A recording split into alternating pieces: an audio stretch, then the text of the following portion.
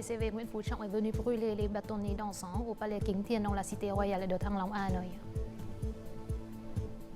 Le secteur ferroviaire vise à stimuler le transport ferroviaire intermodal international qui pourrait atteindre 8 à 9 millions de tonnes par an d'ici 2030.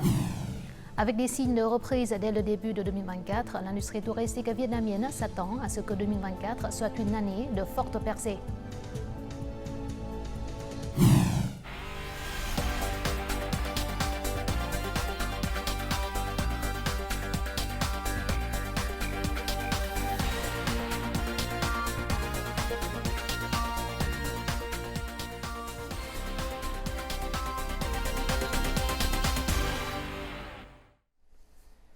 Mesdames, Messieurs, bonjour. Bienvenue à cette première édition du journal francophone de l'année du Dragon.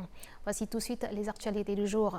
Ce mardi 13 février, soit le 4e jour du Nouvel An lunaire, le secrétaire général du Parti communiste vietnamien, Nguyễn Phú Trọng, est venu brûler des bâtonnets d'encens au palais King Tien dans la cité royale de Thăng Long à Hanoï.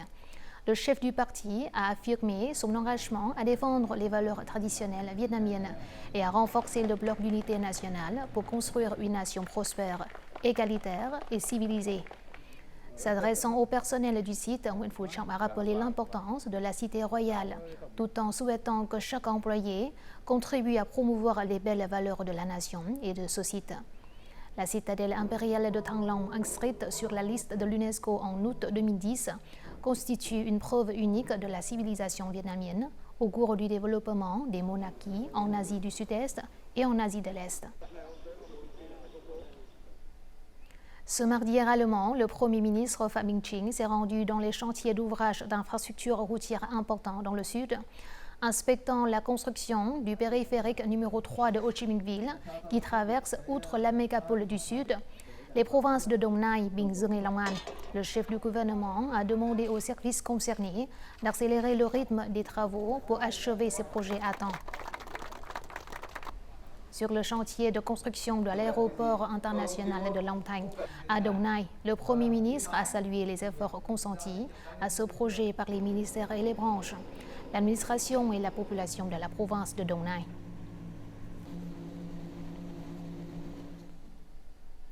Ce mardi après-midi, dans la province de Bà Rịa Vũng Tàu, le Premier ministre Phạm Minh Chính a assisté à la réception de cargos internationaux au port de conteneurs de Tân Cảng Cái Mép. Le chef du gouvernement a mis l'accent sur l'importance de développer rapidement et efficacement les ports maritimes vietnamiens dans l'ensemble et ceux de la province de Bà Rịa Vũng Tàu en particulier. Il a aussi demandé aux entreprises opérant dans le secteur maritime et logistique d'œuvrer ensemble pour développer le secteur.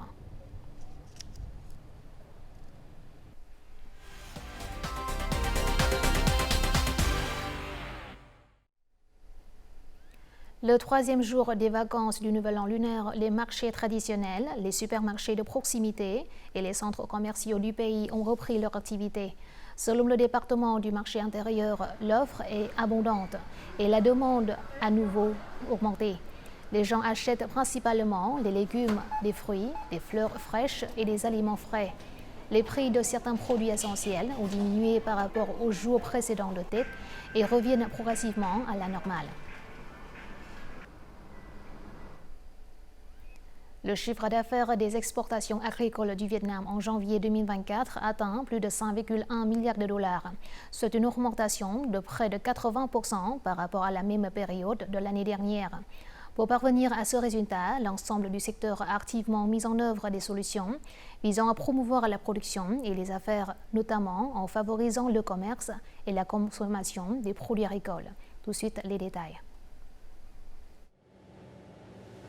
En 2023, les deux principaux fruits de cette entreprise ont été le durian et le pamplemousse. Leurs revenus ont doublé par rapport à 2022. Face aux signaux optimistes du marché, en 2024, elle se concentre sur les produits profondément transformés pour pénétrer des marchés exigeants, ajoutant de la valeur aux produits agricoles. La production de durian connaît une augmentation record. Selon les prévisions, au cours des 3 à 5 prochaines années, la production doublera. C'est pourquoi nous avons rapidement investi dans des usines et des technologies pour stabiliser la production et améliorer la valeur de nos produits. Outre les fruits, l'essor des produits à base de riz devrait se poursuivre en 2024. Les entreprises profitent de chaque opportunité pour augmenter leur production et élargir leur marché, notamment en participant au projet d'1 million d'hectares de riz de haute qualité dans le delta du Mekong. Il existe actuellement plus de 300 000 hectares de riz de haute qualité. Nous mettons en place un processus pour garantir de faibles émissions et augmenter les profits des agriculteurs. Avec des produits de traçabilité clairs, nous signerons des contrats avec des acheteurs internationaux. Nous devons investir dans les semences, la culture et la récolte du riz. Les entreprises ont besoin du soutien de l'État et de la promotion des liens régionaux. Les modèles pilotes réussis doivent être reproduits dans d'autres localités.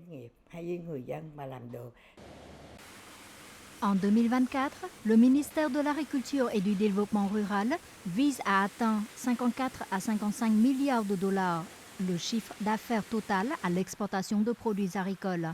En plus de maintenir les marchés traditionnels comme les États-Unis, la Chine, le Japon, l'Union européenne, l'industrie agricole s'efforce d'ouvrir de nouveaux marchés, notamment le Moyen-Orient ou l'Afrique. Le secteur ferroviaire vise à stimuler la croissance du transport de marchandises, en particulier des liaisons intermodales internationales au cours de l'année 2024. Ce mode de transport est avantageux pour transporter de grandes quantités de marchandises, offrant des temps de transit fiables et des solutions rentables. L'Institut vietnamien de développement et de stratégie des transports prévoit que la demande de transport ferroviaire intermodal international pourrait atteindre 8 à 9 millions de tonnes par an d'ici 2030.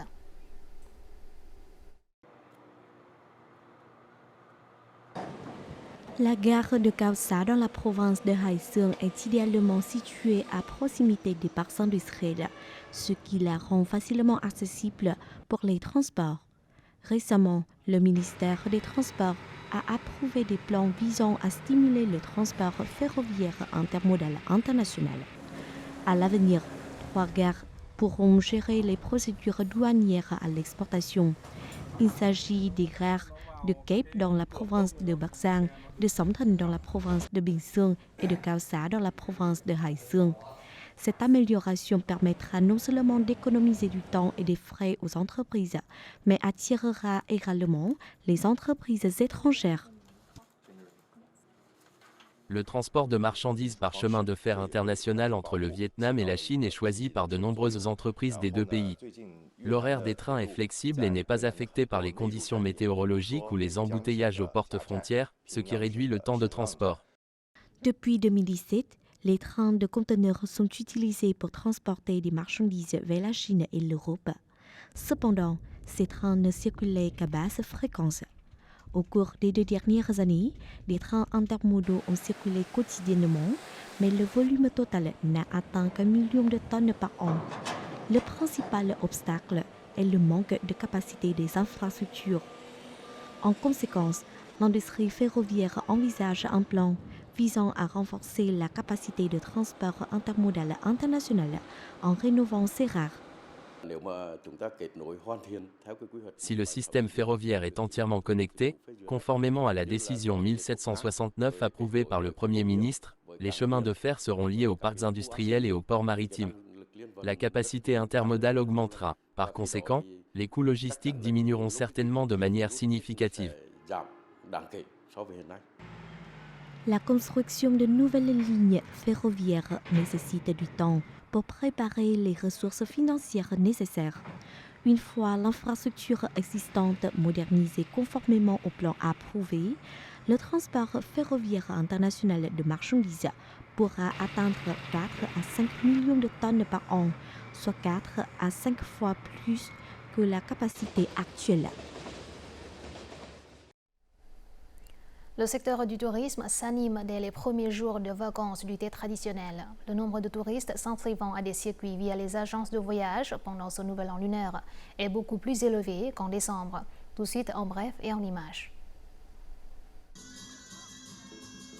Les destinations populaires parmi les touristes incluent Phu Quoc, Đà Lạt, Phan Thiết, Nha Trang, Da Nang et les provinces du Nord. Les touristes voyagent souvent en petits groupes, en famille ou entre amis. 75 000 touristes ont afflué à Ho Chi Minh Ville pendant le Tết, soit une augmentation de 15,4% par rapport à la même période de 2023. Du 8 au 14 février, le nombre de visiteurs est estimé à environ 1,8 million, soit une hausse de 5,9% en glissement annuel. Le chiffre d'affaires devrait atteindre 6 550 milliards de dong, soit une augmentation de 4% par rapport à 2023. De nombreuses activités culturelles dynamiques et attrayantes ont été organisées dans la capitale Hanoi pour attirer les visiteurs pendant le Nouvel An lunaire 2024. Parmi elles, les cérémonies rituelles devraient avoir lieu à la citadelle de Thang Long le 9e jour des vacances du Tết. Le festival de calligraphie du printemps 2024, qui se déroule actuellement au Temple de la littérature de Hanoi, a attiré de nombreux visiteurs. Les activités culturelles dans le vieux quartier se poursuivront jusqu'au 5e jour des vacances du Nouvel An lunaire. Le tourisme vietnamien a enregistré des signes de reprise dès le premier mois de 2024. En janvier, le Vietnam a accueilli plus de 1,5 million de touristes internationaux et de nombreux marchés ont connu une croissance exceptionnelle. L'industrie touristique vietnamienne s'attend à ce que 2024 soit une année de forte percée, attirant des touristes du monde entier. Tout de suite, les détails. Le tourisme vietnamien a connu un développement rapide grâce à des efforts étendus et systématiques pour promouvoir le tourisme du pays. Le Vietnam est également reconnu comme une destination sûre et conviviale pour les touristes internationaux. Le Vietnam possède de nombreux sites pittoresques, outre des endroits familiers tels que Hạ Long, Da Nang, Nha Trang. Les touristes coréens découvrent aussi de nouveaux endroits. Grâce aux activités de promotion du tourisme et à l'ouverture de davantage de routes aériennes, le Vietnam a l'opportunité d'attirer 18 à 20 millions de visiteurs internationaux cette année. De nombreux journaux internationaux recommandent les expériences de voyage au Vietnam. Le site britannique Scene in the City met l'accent sur les raisons pour lesquelles le Vietnam est une destination touristique incontournable, notamment la beauté des paysages, l'hospitalité des habitants et les coûts de voyage abordables. Le site NZ Hero a aussi déclaré que l'une des meilleures expériences de voyage de 2024 serait de prendre le train de luxe du Vietnam pour explorer les magnifiques paysages côtiers du pays. Nous voyons le potentiel d'attirer le tourisme d'un certain nombre de pays comme la République de Corée, l'Australie et l'Europe. C'est vraiment important pour le développement du tourisme vietnamien dans les temps à venir. Nous aurons besoin de services hôteliers de haute qualité pour les clients de différents pays. Nous sommes en bonne voie pour réaliser cette croissance.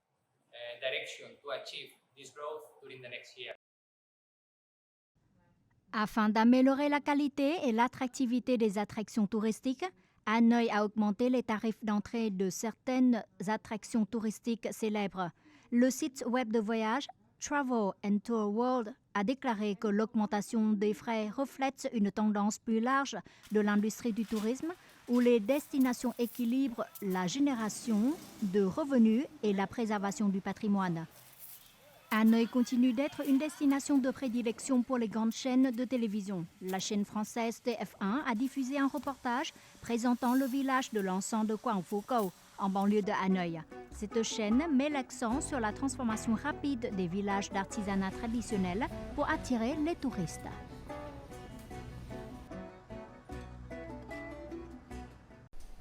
Le premier jour de l'année du Dragon, près de 30 touristes européens sont venus dans l'ancien village de Đường Lâm à Hanoi. Les touristes peuvent y découvrir la vie des villageois et la culture vietnamienne pendant le thé traditionnel. Cela contribuera à préserver les belles valeurs culturelles traditionnelles du pays, tout en les diffusant auprès des touristes nationaux et étrangers. Des bouquets de fleurs et des spectacles de tambours ont accueilli ces touristes danois dans l'ancien village de Đường Lâm.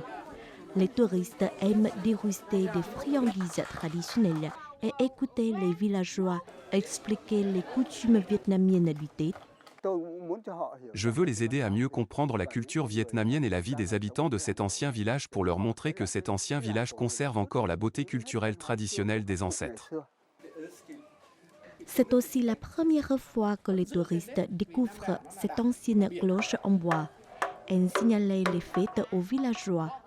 De plus, les visiteurs aiment faire du vélo autour du village et admirer l'architecture unique du village. Nous avons été accueillis très chaleureusement. Je suis heureuse de vivre le thé avec les coutumes vietnamiennes. J'ai trouvé cela à la fois surprenant et intéressant. Il est prévu que le nombre de visiteurs augmentera d'environ 1,2 million en 2024 et nous mettrons l'accent sur la durabilité dans notre produit touristique. À mesure que le nombre de touristes augmentera, les villageois seront également plus conscients de la nécessité de préserver les valeurs culturelles traditionnelles. Dès le début de l'année 2024, l'ancien village de Đường Lâm a reçu le prix du produit du tourisme durable de l'ASEAN et ses premiers visiteurs devraient devenir des ambassadeurs, continuant à partager des images de cet ancien village avec des amis du monde entier.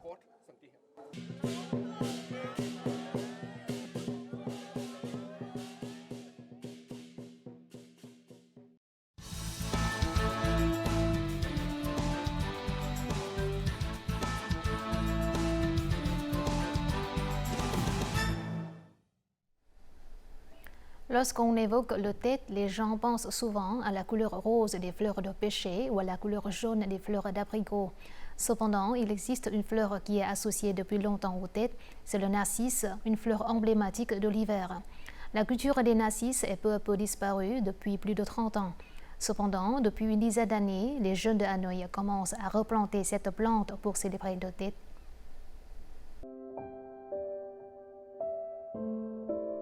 Les fleurs inclinées, les bulbes et les racines blanches, une forme sinueuse unique. Selon les ancêtres, un beau bol de narcisse doit répondre à 5 critères: fleurs, feuilles, racines, bulbes et formes. Pour les anciens Hanoïens, les narcisses sont un symbole d'élégance et de sophistication, une fleur spéciale pendant le thé.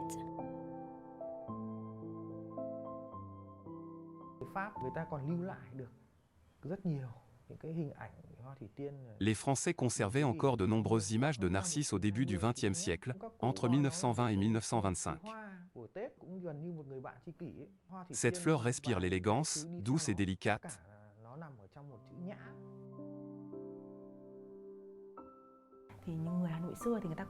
Auparavant, les Hanoïens croyaient souvent que si le premier narcisse fleurissait le soir du réveillon du thé, le propriétaire aurait beaucoup de chance cette année-là.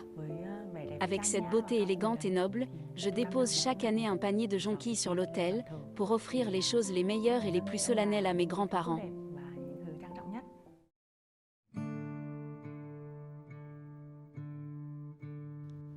Le narcisse représente une beauté noble et pure. Mais pour bien le soigner et avoir la forme souhaitée, les joueurs doivent être très munis.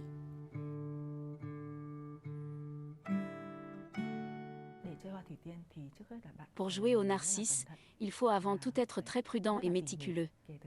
Avec la partie bulbe, nous devons soigneusement décoller les couches de bulbes de fleurs, puis travailler sur les feuilles et les tiges pour obtenir un bol de fleurs dans la forme souhaitée. Le processus d'entretien des bulbes est encore plus difficile. Ils sont surveillés en permanence pendant 20 jours comme si l'on prenait soin d'un bébé et l'eau est changée régulièrement. Les narcisses et leurs bulbes doivent toujours être propres et inodores. L'eau utilisée pour sa culture doit être pure. Nous devons changer l'eau 2 fois par jour, matin et soir.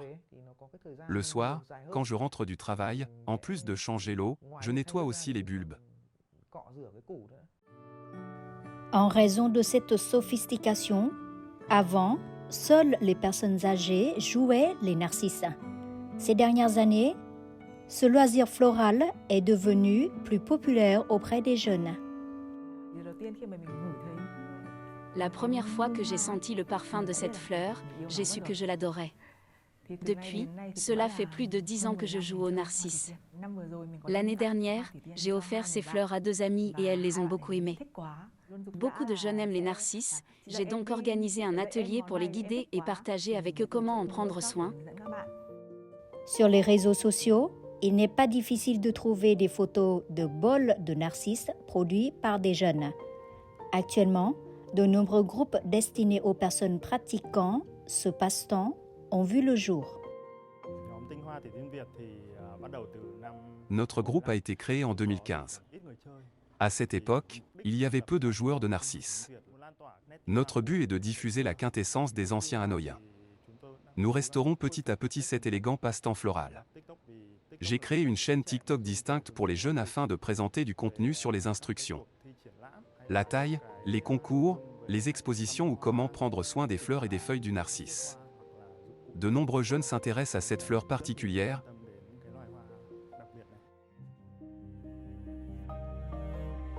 Au milieu de l'agitation de la fin de l'année, non seulement à Hanoï, mais aussi dans tout le pays, de nombreuses personnes choisissent de revenir au passe-temps du narcisse. Après une journée fatigante, s'asseoir et regarder un bol de fleurs et boire une tasse de thé est agréable, cela soulage le stress et la fatigue. Les narcisses ont un parfum très particulier et il vous suffit d'avoir un vase de fleurs en pleine floraison le jour du thé dans le salon et son parfum remplira toute la pièce. Les invités se sentiront à l'aise et le propriétaire se sentira fier d'avoir un bol de fleurs comme celui-là. J'espère qu'à l'avenir, ce passe-temps pourra toucher davantage de personnes afin que chacun puisse avoir un beau bol de fleurs pour le thé, saluant ainsi une nouvelle année paisible.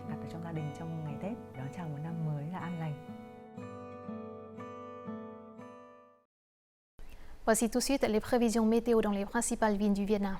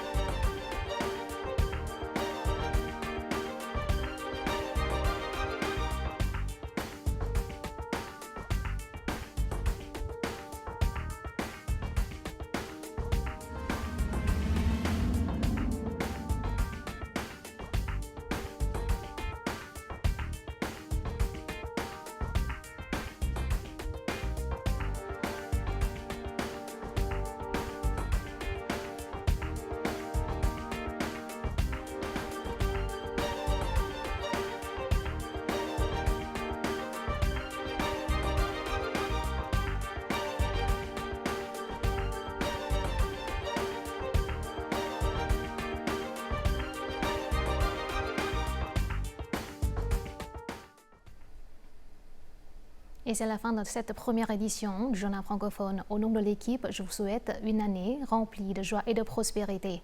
Au revoir et à la prochaine.